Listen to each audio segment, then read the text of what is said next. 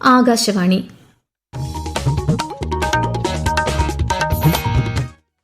നമസ്കാരം.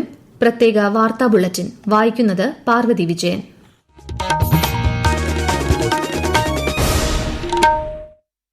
പ്രധാന വാർത്തകൾ.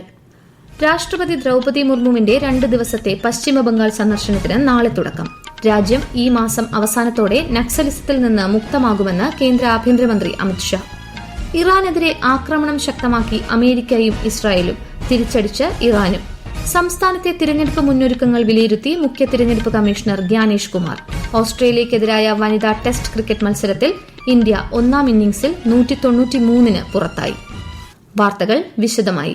രാഷ്ട്രപതി ദ്രൌപദി മുർമു നാളെയും മറ്റന്നാളും പശ്ചിമബംഗാൾ സന്ദർശിക്കും. വന്ദേമാതരത്തിന്റെ 150ാം വാർഷികത്തോടനുബന്ധിച്ച് സംഘടിപ്പിക്കുന്ന ഡാർജിലിംഗ് ഹിൽ ഫെസ്റ്റിവൽ നാളെ രാഷ്ട്രപതി ഉദ്ഘാടനം ചെയ്യും. ഡാർജിലിംഗിലെ ലോക് ഭവനിൽ റൂട്ട് ആൻഡ് റിതംസ് എന്ന പ്രദർശനത്തിന്റെ ഉദ്ഘാടനവും ശ്രീമതി മുർമു നിർവഹിക്കും. ഖരഗ്പൂർ IITയിൽ വനിതാ നേതൃത്വത്തെയും ശാക്തീകരണത്തെയും കുറിച്ചുള്ള പ്ലാറ്റിനം ജൂബിലി ഫ്ളാഗ്ഷിപ്പ് പരിപാടിയും രാഷ്ട്രപതി ഉദ്ഘാടനം ചെയ്യും. മറ്റന്നാൾ അന്താരാഷ്ട്ര സന്താൾ കൌൺസിൽ സംഘടിപ്പിക്കുന്ന 9ാമത് അന്താരാഷ്ട്ര സന്താൾ സമ്മേളനത്തിലും രാഷ്ട്രപതി പങ്കെടുക്കും. രാജ്യം ഈ മാസം അവസാനത്തോടെ നക്സലിസത്തിൽ നിന്ന് മുക്തമാകുമെന്ന് കേന്ദ്ര ആഭ്യന്തരമന്ത്രി അമിത്ഷാ. ഒഡീഷയിലെ ഘട്ടക്കിൽ CISF 57ാമത് സ്ഥാപക ദിന ചടങ്ങിനെ അഭിസംബോധന ചെയ്യുകയായിരുന്നു അദ്ദേഹം. തിരുപ്പതി മുതൽ പശുപതിനാഥ് വരെ നീളുന്ന റെഡ് കോറിഡോർ എന്ന മാവോയിസ്റ്റുകളുടെ സ്വപ്നം സുരക്ഷാസേന പൂർണ്ണമായും തകർക്കുമെന്നും അദ്ദേഹം പറഞ്ഞു. ഒഡീഷ, ഛത്തീസ്ഗഡ്, തെലങ്കാന തുടങ്ങിയ സംസ്ഥാനങ്ങളിലെ നക്സൽ വിരുദ്ധ പ്രവർത്തനങ്ങളിൽ CISFന്റെ സംഭാവനയെ അദ്ദേഹം പ്രശംസിച്ചു. പശ്ചിമേഷ്യയിൽ ഇറാനും ഇസ്രായേൽ-US സഖ്യവും തമ്മിലുള്ള സംഘർഷം 7ാം ദിവസവും അതിരൂക്ഷമായി തുടരുന്നു. ഇറാനെതിരെ അമേരിക്കയും ഇസ്രായേലും സംയുക്ത വ്യോമാക്രമണം തുടരുമ്പോൾ മിസൈലുകളും ഡ്രോണുകളും ഉപയോഗിച്ച് ഇറാനും തിരിച്ചടി ശക്തമാക്കി. ഇതുവരെ ഇറാനിൽ 1200ഓളം പേർ കൊല്ലപ്പെട്ടതായാണ് ഔദ്യോഗിക കണക്കുകൾ. കീഴടങ്ങണമെന്ന US ആവശ്യം തള്ളിയ ഇറാൻ യുദ്ധത്തിനായി തയ്യാറാണെന്നും വ്യക്തമാക്കി. ലെബനനിലെ ഹിസ്ബുള്ള കേന്ദ്രങ്ങൾക്ക് നേരെയും ഇസ്രായേൽ ആക്രമണം തുടരുകയാണ്. ഹിസ്ബുള്ളയുടെ ബെയ്റൂത്തിലെ ആസ്ഥാനം തകർത്തു. ഹിസ്ബുള്ള കമാൻഡർ സെയ്ദ് അലി ജുമയെ വധിച്ചതായി ഇസ്രായേൽ വ്യക്തമാക്കി. അതിനിടെ അഫ്ഗാനിസ്ഥാനും പാകിസ്ഥാനും തമ്മിലുള്ള സംഘർഷവും കനക്കുകയാണ്. അതിർത്തിയിലുണ്ടായ ഏറ്റുമുട്ടലിൽ 30 പാകിസ്ഥാൻ സൈനികരെ വധിച്ചതായി അഫ്ഗാനിസ്ഥാൻ അറിയിച്ചു. പാകിസ്ഥാൻ നടത്തിയ വ്യോമാക്രമണത്തിന് തിരിച്ചടിയായാണ് ഈ ആക്രമണമെന്നും അഫ്ഗാൻ അധികൃതർ വ്യക്തമാക്കി. ഖത്തറിലെ സുരക്ഷാ സാഹചര്യം കണക്കിലെടുത്ത് ഇന്ത്യക്കാർ ജാഗ്രത പാലിക്കണമെന്ന് ദോഹയിലെ ഇന്ത്യൻ എംബസി. അത്യാവശ്യത്തിനല്ലാതെ യാത്രകൾ പാടില്ലെന്നും അടിയന്തര സാഹചര്യങ്ങളിൽ സൌദി അറേബ്യ വഴിയുള്ള കരമാർഗം ഉപയോഗിക്കാമെന്നും എംബസി അറിയിച്ചു. പശ്ചിമേഷ്യൻ പ്രതിസന്ധിയെ തുടർന്ന് ഗൾഫ് മേഖലയിലേക്കുള്ള വിമാന സർവീസുകൾ തടസ്സപ്പെട്ടിരിക്കുകയാണെങ്കിലും തിരുവനന്തപുരത്ത് നിന്ന് ഏതാനും വിമാനങ്ങൾ സർവീസ് നടത്തി. കൂടുതൽ വിവരങ്ങളുമായി ആകാശവാണി ലേഖകൻ സ്മിതി M. പള്ളുരുത്തി. തിരുവനന്തപുരത്ത് നിന്ന് ദുബായിക്കുള്ള എമിറേറ്റ്സ് വിമാനം, ഷാർജയിലേക്കും അബുദാബിക്കുമുള്ള എയർ അറേബ്യ വിമാനങ്ങൾ, മസ്കറ്റിലേക്കുള്ള ഒമാൻ എയർ വിമാനം എന്നിവയാണ് ഇന്ന് സർവീസ് നടത്തിയത്. ഷാർജയിലേക്കുള്ള എയർ അറേബ്യയുടെ ഒരു വിമാനം കൂടി ഇന്ന് സർവീസ് നടത്തുമെന്ന് വിമാനത്താവള അധികൃതർ അറിയിച്ചു. അതിനിടെ നോർക്ക റൂട്ട്സ് ഹെൽപ്പ് ലൈൻ വഴി പ്രവാസികൾക്കും കുടുംബങ്ങൾക്കും വിവിധ വിവരങ്ങൾ ലഭ്യമാക്കുന്നുണ്ട്. നോർക്ക സെന്ററിൽ ഇതുമായി ബന്ധപ്പെട്ട കൺട്രോൾ റൂമും പ്രവർത്തിക്കുന്നുണ്ട്. പശ്ചിമേഷ്യയിലെ സംഘർഷ സാഹചര്യത്തിൽ വിവിധ രാജ്യങ്ങളിലെ പ്രവാസികൾ നേരിടുന്ന ബുദ്ധിമുട്ട് സംബന്ധിച്ച് മുഖ്യമന്ത്രി പിണറായി വിജയൻ പ്രധാനമന്ത്രി നരേന്ദ്രമോദിക്ക് കത്തയച്ചു. രോഗികളും വയോജനങ്ങളും ഉൾപ്പെടെ അടിയന്തരമായി നാട്ടിലെത്തേണ്ടവർക്ക് പ്രത്യേക സജ്ജീകരണങ്ങൾ ഏർപ്പെടുത്തണമെന്നും അമിത വിമാനക്കൂലി നിയന്ത്രിക്കണമെന്നും മുഖ്യമന്ത്രി ആവശ്യപ്പെട്ടു. സംസ്ഥാന നിയമസഭാ തിരഞ്ഞെടുപ്പിന്റെ തയ്യാറെടുപ്പുകൾ കൊച്ചിയിൽ വിലയിരുത്തി മുഖ്യ തിരഞ്ഞെടുപ്പ് കമ്മീഷണർ ഗ്യാനേഷ് കുമാർ. തിരഞ്ഞെടുപ്പ് കമ്മീഷണർമാരായ സുഖ്ബീർ സിംഗ് സന്ധു, വിവേക് ജോഷി എന്നിവർക്കൊപ്പമാണ് അദ്ദേഹം മുന്നൊരുക്കങ്ങൾ വിലയിരുത്തിയത്. CPIM, കോൺഗ്രസ്, മുസ്ലിം ലീഗ്, BJP തുടങ്ങി സംസ്ഥാനത്തെ അംഗീകൃത രാഷ്ട്രീയ പാർട്ടികളുടെ പ്രതിനിധികളുമായും കമ്മീഷൻ സംവദിച്ചു. SIR പ്രക്രിയ സമാധാനപരമായി പൂർത്തിയാക്കിയതിൽ മിക്ക രാഷ്ട്രീയ പാർട്ടികളും തിരഞ്ഞെടുപ്പ് കമ്മീഷനെ അഭിനന്ദിച്ചു. തിരഞ്ഞെടുപ്പ് തീയതികൾ തീരുമാനിക്കുമ്പോൾ സംസ്ഥാനത്തെ പ്രാദേശിക ആഘോഷങ്ങൾ കൂടി കണക്കിലെടുക്കണമെന്ന് രാഷ്ട്രീയ പാർട്ടി പ്രതിനിധികൾ കമ്മീഷനോട് അഭ്യർത്ഥിച്ചു. SIR സുതാര്യമായാണ് നടപ്പാക്കിയതെന്നും തിരഞ്ഞെടുപ്പ് പ്രക്രിയ നിഷ്പക്ഷമായ രീതിയിൽ നടത്തുമെന്നും മുഖ്യ തിരഞ്ഞെടുപ്പ് കമ്മീഷണർ രാഷ്ട്രീയ പാർട്ടി പ്രതിനിധികൾക്ക് ഉറപ്പു നൽകി. ഭൂഭരണ രംഗത്ത് രാജ്യത്തിന് മാതൃകയായ ഡിജിറ്റൽ പരിവർത്തന ദൌത്യമായ എന്റെ ഭൂമി ഡിജിറ്റൽ സർവേ പദ്ധതിയിലൂടെ സംസ്ഥാനത്തെ റവന്യൂ ഭൂമിയുടെ 1/3 ഭാഗം സർവേ പൂർത്തിയാക്കി. ഈ മാസത്തോടെ 10 ലക്ഷം ഹെക്ടറിലെ ഡിജിറ്റൽ സർവേ കൂടി പൂർത്തിയാക്കും. വിശദവിവരങ്ങളുമായി ആകാശവാണി തിരുവനന്തപുരം ജില്ലാ പ്രതിനിധി രജു കോലിയക്കോട്.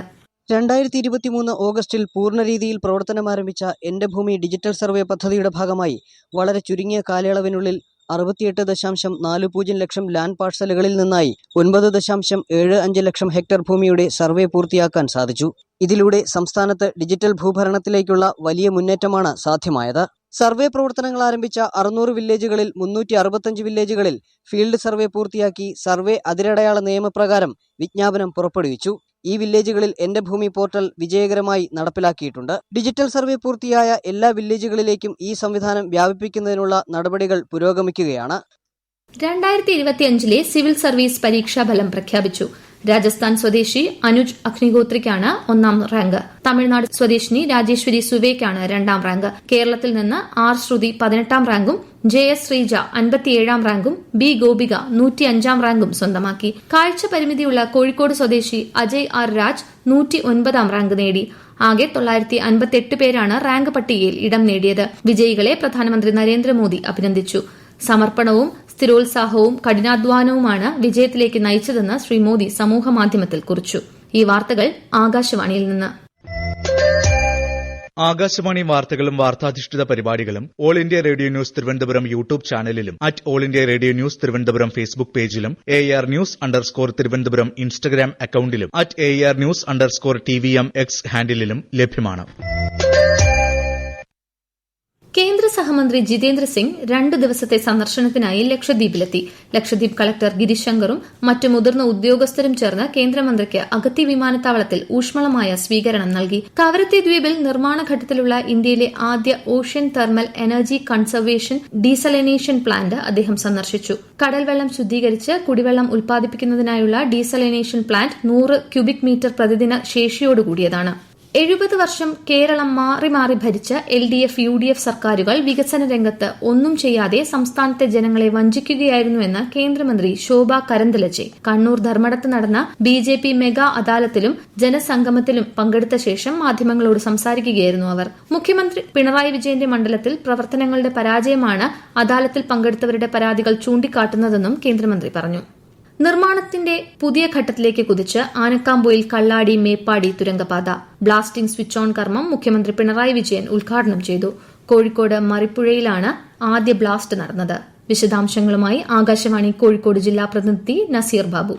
സ്റ്റേജ് 2 ക്ലിയറൻസ് ലഭിച്ച ശേഷമാണ് ബ്ലാസ്റ്റിംഗ് ആരംഭിച്ചിരിക്കുന്നത്. മറിപ്പുഴയിലെത്തിയ മുഖ്യമന്ത്രി തുരങ്കപാതയുടെ വിവരങ്ങൾ കിഫ്ബി, കൊങ്കൺ റെയിൽവേ, പൊതുമരാമത്ത് വകുപ്പ് പ്രതിനിധികളുമായി പങ്കുവച്ചു.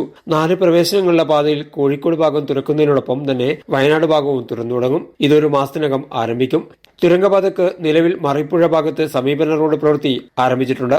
മേപ്പാടി ഭാഗത്ത് പ്രവൃത്തി പുരോഗമിക്കുകയാണ്. കോഴിക്കോട് ജില്ലയിലെ മറിപ്പുഴ പാലം പ്രവൃത്തിയും പുരോഗമിക്കുകയാണ്. 4 വർഷം കൊണ്ട് പദ്ധതി യാഥാർത്ഥ്യമാകാനാണ് ലക്ഷ്യമിടുന്നത്. ഓസ്ട്രേലിയയിലെ പെർത്തിൽ നടക്കുന്ന ഇന്ത്യ ഓസ്ട്രേലിയ വനിതാ ടെസ്റ്റ് ക്രിക്കറ്റ് മത്സരത്തിൽ ഇന്ത്യ 1ാം ഇന്നിംഗ്സിൽ 198 റൺസിന് പുറത്ത്. മറുപടി ബാറ്റിംഗിന് ആരംഭിച്ച ഓസീസ് 1ാം ദിവസം കളി അവസാനിക്കുമ്പോൾ 3 വിക്കറ്റിന് 96 റൺസ് എന്ന നിലയിലാണ്. ഇന്ത്യയ്ക്കായി ജമീമ റോഡ്രിഗസ് അർദ്ധ സെഞ്ചുറി നേടി. സൈബർ സാമ്പത്തിക കുറ്റകൃത്യങ്ങൾ തടയുന്നതിന്റെ ഭാഗമായി സംസ്ഥാന വ്യാപകമായി നടത്തിയ സ്പെഷ്യൽ ഡ്രൈവിൽ 165 പേരെ അറസ്റ്റ് ചെയ്യുകയും 455 കേസുകൾ രജിസ്റ്റർ ചെയ്യുകയും ചെയ്തു. ഓപ്പറേഷൻ സൈഹണ്ട് 2.0 എന്ന പേരിൽ നടത്തിയ സ്പെഷ്യൽ ഡ്രൈവിൽ 1168 റെയ്ഡുകൾ നടത്തുകയും 216 പേർക്ക് നോട്ടീസ് നൽകുകയും 306ഓളം ഉപകരണങ്ങൾ പിടിച്ചെടുക്കുകയും ചെയ്തു. ഇന്നലെ രാവിലെ 7 മണി മുതൽ സംസ്ഥാനത്തെ എല്ലാ പോലീസ് സ്റ്റേഷൻ പരിധികളിലും ഒരേ സമയത്തായിരുന്നു പരിശോധന. തുടർ നടപടികളും ആരംഭിച്ചു. പ്രധാന വാർത്തകൾ വീണ്ടും.